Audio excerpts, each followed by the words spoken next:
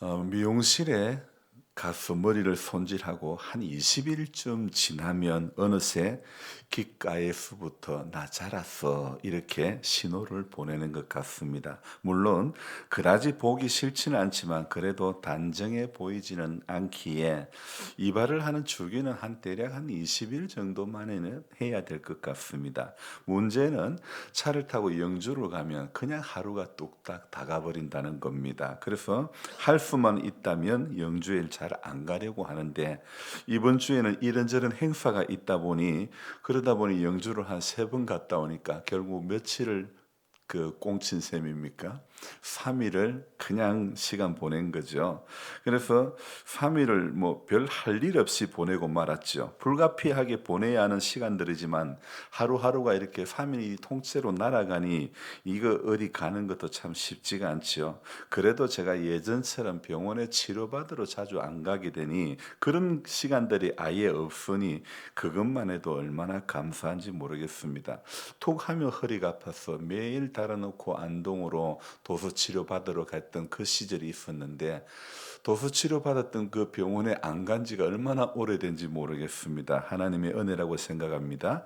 제가 사는 이 임기에는 현수막이 뭐 어르신들 불러지 마세요. 그리고 또 도매 안식교회에서 건강 세미나 한다고 현수막 붙은 거 이런 거 몇 개 없는데 어제 영주에서 보니까 무슨 현수막이 그리도 많은지 동산교회 부근에 거기에서 신호를 받는데 현수막 게시대에 보니까 현수막이 많이 붙었어요. 그런데 그 가운데 이제 대부분은 우리의 일상과 관련된 그런 현수막들이었는데 그 가운데 제 눈이 이렇게 어디에 머무르냐면 세 개의 현수막이 무속과 관련된 그런 현수막이 붙어 있는 것을 보았습니다. 무슨 동자 이런 현수막이 이렇게 많이 붙어 있는 겁니다. 어제는 이게 이 무속과 관련된 현수막이 왜 이렇게 요즘 많이 붙어 있지? 어제는 몰랐는데 오늘 새벽에 곰곰이 생각해 보니까 예전에 섬기던 교회에서 무당 18년 하다가 목사님이 된 그분의 간증이 생각이 나는 겁니다. 이분이 신내림을 받고 본격적인 개척 교회가 아니고 개척 무당을 할 때에 우리 같으면 기도원에 가서 부르짖고 산기도 하는 것처럼 그분의 간증 가운데 지금도 생생하게 기억이 나는 것이 뭐냐면 정월 대보름 과일이 한참 비쌀 때 여러 가지 크고 좋은 과일들을 사서 산에 가서 어쩌든지 가정마다 애군 가득하게 해달라고 기도했다. 그것이 제 기억에 또렷이 나는 거예요. 그래서 설마 무당들이 전부 그랬을까 알 수는 없지만 이분 같은 경우는 실제 그리했다는 것입니다. 그래서 정월 대보름 부근에 이렇게 무속과 관련된 현수막이 그래서 많이 붙어 있는 건가 이런 생각을 해보았습니다. 1년 중에요 실제 무당집이 제일 부흥하는 시기가 바로 정월 대보름 바로 이를 이 정월 새해가 바뀌어서 이 기간에 제일 부흥한다는 것입니다. 그만큼 사람들이 궁금해하고 물어볼 게 많은 모양이고 불안한 것이 많다는 그런 증거가 되지 않겠습니까?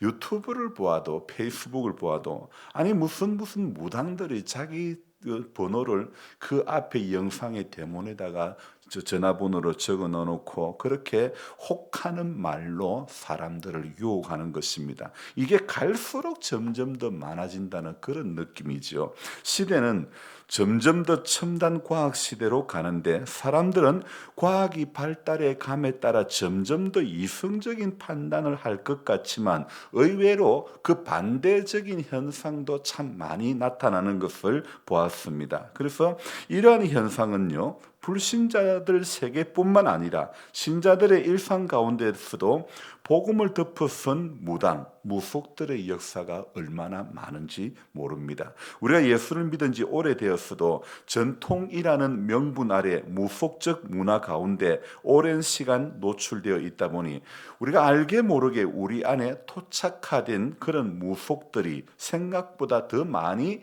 자리매김을 하고 있는 것입니다. 이런 것이 우리들 안에 복음의 사각지대를 만들고 있는 것입니다. 그래서 그래서 어제 새벽의 말씀처럼 사탄의 호객 행위에 우리가 호구가 되지 않으려면 늘 하던 대로 여호와를 가까이 하고 말씀과 기도로 무장하는 그것밖에 없는 것임을 다시 한번 확인하고 또 해야 되는 것입니다. 주중에 성경 읽기 그 과정이 신명기가 끝이 나고 여호수아서에서 3일을 읽고 그리고 오늘은 이제 사사기로 들어왔습니다. 사사기 서두에는요, 성경은 사사기로 기록되어 있지만 사사기 1장 2장을 보면요, 이것은 실제 여호수아서인지 구분이 안 될 정도로 이렇게 여호수아의 2탄인 것처럼 이어져 이렇게 후속편이라고 생각해도 기한을 뜻한 그런 분위기입니다. 그래서 실제 또 2장까지만 해도 여호수아의 이름이 등장을 하고 있습니다.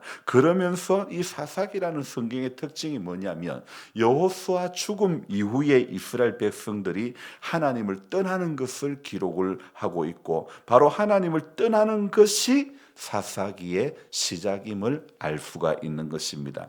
여러분, 쫓겨났던 가나안 사람들이 다시 자기 땅을 찾으려고 호시탐탐 노리지 않겠습니까? 심심하면 전쟁 걸어오고 그러니 다급해진 이스라엘 백성들은 그래서 하나님을 찾기도 하지만 그러나 문제가 잠잠해지면 전쟁이 좀 잠잠해지면 그치면 해결되고 나면 하나님께서 사사들을 통해 가지고 구원의 역사를 이루어 주시면 평안해지면 금방 돌아서서 하나님 아닌 우상을 섬기고 마는 것입니다. 그래서 사사기 2장 11절 말씀을 보면 이스라엘 자손이 여호와의 목전에 악을 행하여 바알들을 섬기며 어디에서요? 여호와의 목전에서 악을 행하여 바알들을 섬겼다. 하나님의 목전에서 말입니다. 사실은 우리가 예수를 믿지만 오늘 교회 안에서도 또 다른 형태의 바알들을 얼마나 많이 섬기기가 쉬운지, 바알이 애굽의 풍요만 주관하는 신이 아니라 우리의 일상 가운데에서도 또 다른 형태의 바알들은 무수히 존재할 수 있다는 것을 알아야 되는 겁니다. 여러분, 우상을 섬기는 것, 바알을 섬기는 것을 작정하고 하는 사람은 없습니다.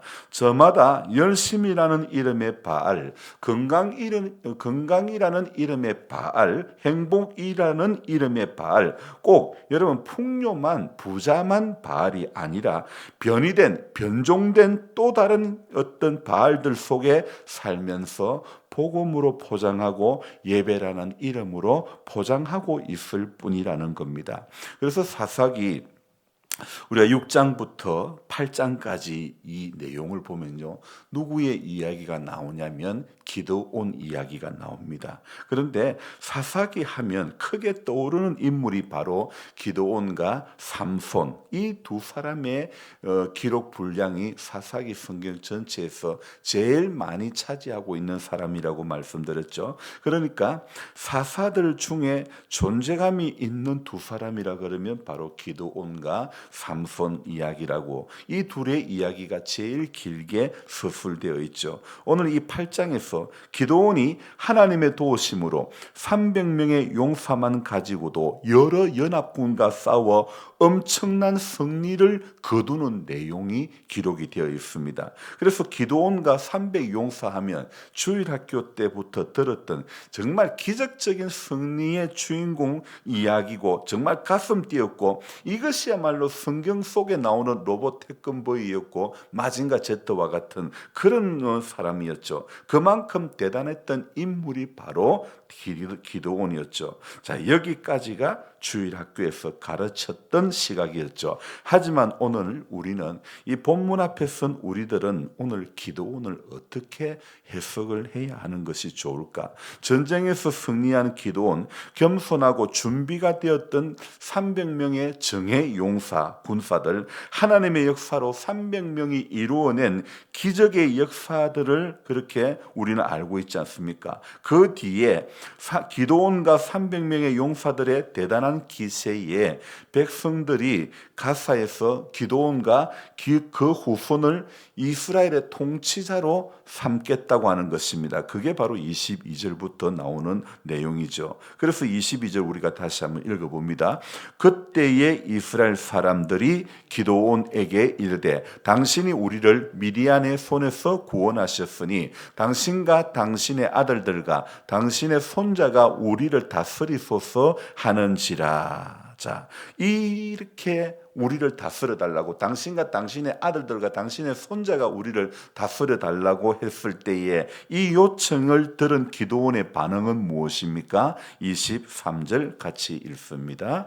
기드온이 그들에게 이르되 내가 너희를 다스리지 아니하겠고 나의 아들도 너희를 다스리지 아니할 것이요 여호와께서 너희를 다스리시리라 하니라. 누가요? 누가 다스린다고요? 여호와께서. 얼마나 멋집니까? 얼마나 멋진 고백입니까? 실제 사사로 세워졌어도 내가 하는 게 아니다. 하나님이 하는 거다. 하나님이 너희를 다스린다. 얼마나 멋진 고백 아닙니까? 자, 그런데 여기까지 너무 좋습니다. 너무 멋집니다. 그런데 그 다음이 문제입니다. 24절 읽어봅니다. 기드온이 또 그들에게 이르되 내가 너희에게 요청할 일이 있으니 너희는 각기 탈취한 귀고리를 내게 줄지니라 하였으니. 자, 여기까지요. 자, 탈취한 귀고리를 너희들이 내게 달라. 그렇게 이야기합니다. 왜 그럴까요? 25절. 그렇게 요청했을 때 사람들의 반응은 무엇입니까? 즐겁게 드리겠나이다. 이렇게 반응을 하고 있죠. 자, 그리고 기드온이 그것을 가지고 무엇을 만듭니까? 27절입니다. 기드온이 그 금으로 무엇을요? 에봇 하나를 만들어 자기의 성읍 오브라에 두었더니 온 이스라엘이 그것을 음란하게 위함으로 그것이 기드온과 그의 집에 올무가 되니라. 자, 참 여기 23절까지 너무 좋았는데, 너무 멋졌는데, 아니 내가 다스리는 것이 아니라 하나님이 너희를 다스린다. 너무 멋졌는데, 그런데 24절에 각기 탈취한 귀고리를 내게 달라 그러면서 기드온은 그 금을 가지고 에봇을 하나 만들었죠. 자, 그런데 에봇을 만들었는데, 자, 그것을 온 이스라엘이 백성들이 음란하게 위함으로 그것이 기드온과 기드온의 집에 올무가 되었다 말씀하고 있죠. 아니 23절에서의 기드온과 24절부터의 기드온이 왜 이렇게 차이가 나는 겁니까? 에봇을 만들고 난 뒤 그것으로 온 이스라엘이 그것을 음란하게 위하고 그렇게 많은 것입니까? 그리고 그 뒤에 기드온은요, 오늘 30절 봅시다. 같이 읽습니다. 기드온이 아내가 많으므로 그의 몸에서 낳은 아들이 70명이었고, 대단하죠. 31절 봅시다. 그뿐 아니죠. 세겜에 있는 그의 첩도 아들을 낳았으므로 그 이름을 아비멜렉이라 하였더라. 참, 지금 이 세겜에 첩도 두었고, 그리고 수많은 아내와 자녀들을 두고 기드온은 왕처럼 살았습니다. 23절 이전과 24절 이후에 이 정말 모습이 정말 이 기드온의 모습은 완전히 다르지 않습니까? 강자에게는 약하고 약자에게는 강한 말과 행동이 다른 기드온의 모습을 우리는 볼 수가 있습니다. 왜 기드온이 에봇을 만들었습니까? 금고리 폐물을 다 모아서 에봇을 만들어 그것을 자기 성읍에 두어 온 백성이 그 에봇을 우상처럼 섬기게 만들고 만 것입니다. 여러분, 이 기드온의 아버지가 요아스라는 사람인데요. 그 요아스가 집에 바알과 아세라 목상을 만들어 백성들을 우상 숭배로 이끈 그 길에서 벗어나게 했더니 도로 그 진탕길로 제 스스로 걸어 들어가는 기드온의 모습이 여러분 이거 이해가 되지 않지 않습니까? 겸손한 말과는 다르게 실제로는 왕같이 누리고 산 것도 기드온의 됨됨이가 처음 처음 부름 받은 자리에서 이건 너무 달라진 그런 모습을 우리는 볼 수 있지 않습니까? 처음에 기도원이 은혜 받을 때 하나님, 이거 하나님 내가 그렇게 되기를 원한다면 이 양털에만 내리게 해주시고 다른 주변 땅은 이슬이 내리지 않게 해주시고, 그렇게 됐을 때 정말 양털에만 내리고 주변 땅에는 이슬이 내리지 않게 되자 그 다음에는 하나님 한 번만 더요, 주변 땅에는 이슬이 내리고 양털에는 내리지 않게 해주세요. 그랬더니 또 실제 하나님이 그렇게 보여주시지 않았습니까? 그런 은혜를 받았는데, 한참 이렇게 기도원이 은혜를 받을 때 하나님이 정표로 보여주셨으면 그대로 끝까지 가야지, 왜 제사장들의 옷 에봇을 만들어 가지고 그것으로 백성들에게 우상을 만들어 음란하게 만들고 만 것입니까? 왜 백성들로 하여금 우상의 길로, 우상을 섬기는 길로 걸어가게 하고 만 것입니까? 기도원은요, 참 이게 끝이 안 좋은 사사의 모습을 보여주는 그런 사사인 것 같습니다. 자, 우리 33절부터 볼까요?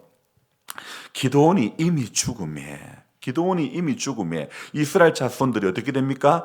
돌아서서 바알들을 따라가 음행하였으며 또 바알 버릿을 자기들의 신으로 삼고, 34절, 이스라엘 자손이 주위의 모든 원수들의 손에서 자기들을 건져내신 여호와 자기들의 하나님을 어떻게 한다고요? 기억하지 아니하며, 또 35절, 또 여룹바알이라 하는 기도원이 또 이스라엘에 베푼 모든 은혜를 따라 그의 집을 후대하지도 아니하였더라. 참 엄청난 승리를 거두고도 300명의 용사를 가지고 엄청난 승리를 이루었는데, 여러분, 엄청난 승리를 이루었다고 모두가 신실한 하나님의 사람은 아닌 것입니다. 처음과 나중이 같은 사람이 되어야 됩니다. 은혜 받았던 그 처음부터 하나님 앞에 서는 그때까지 우리가 하나님 앞에는요, 한결같은 사람이 되어져야 되는 것입니다. 받은 은혜가 크면 클수록 하나님 앞에 더 겸손한 그런 모습의 연속인 인생이 되어야 하는 것입니다. 승리를 거두었다고 에봇을 만들면 안 됩니다. 잘된 결과물이 있다고 그것으로 교만의 길을 걸어가면 결코 안 되는 것입니다. 항상 베풀어 주신 은혜에 합당한 인생을 살아가는 것이 바로 주님의 기쁨이 되는 길인 줄로 믿습니다. 우리 모두가 오늘도 그렇게 하나님 앞에 서기를 주의 이름으로 축복하며 기도합니다. 기도하겠습니다. 좋으신 하나님 아버지, 고맙고 오늘도 감사를 드립니다. 하나님의 선한 손길이 우리 가운데 함께 해주셔서 오늘 여기까지 있게 된 줄로 믿습니다. 우리도 기도원처럼 하나님 뜻이 어디에 있는가, 하나님 정표를 보여달라고, 하나님 우리에게 정표를 보여달라고, 얼마나 한국교회가 하나님의 뜻을 찾아 기도하며 기도원으로 산기도로 얼마나 하나님 갈급해 하지 않았습니까? 그래서 깨어 기도하며 한국교회를 지금까지 이끌어 왔지 않습니까? 섬겨왔지 않습니까? 그런데 오늘 우리의 끝이 기도원의 모습을 답습하지 않도록 도와주옵소서. 하나님 은혜 주셨으면, 하나님 결단했다면 끝까지 한결같은 모습으로 하나님 앞에 과정에 힘듦이 있고 과정에 유혹되는 것이 있고 과정에 문제가 있다 할지라도 하나님 한번 결단했으면 끝까지 하나님 앞에 신실하게 가는 것이 우리 하나님 오늘 이 기도원의 삶을 보면서 우리가 받아야 될 교훈인 줄로 믿습니다. 하나님 엄청난 승리를 이루었으면 왜 금고리를 빼서 에봇을 만듭니까? 하나님 얼마나 승리를 거두도 백성들이 당신과 당신의 아들들과 당신의 손자들이 우리를 다스려 달라고 해도 기도원은 나는 안 하겠다, 내가 하는 것이 아니라 여호와께서 너희를 다스린다고 그렇게 고백했던 그 신앙이 도대체 어디로 가버리고 만 것입니까? 눈물을 흘리며 기도하며 회개하며 주의 뜻대로 살겠다고 우리도 다짐하며 고백했지만은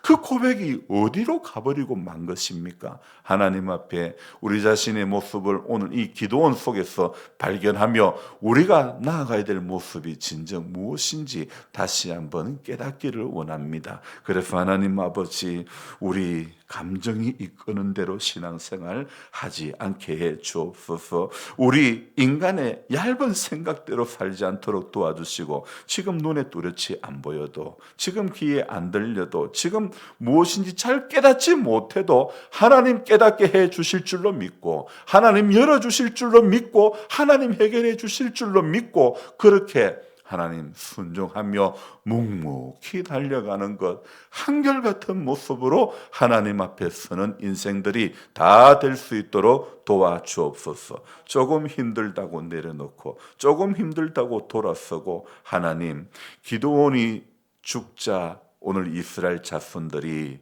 여호와 자기들의 하나님을 기억하지 아니했다고 했습니다.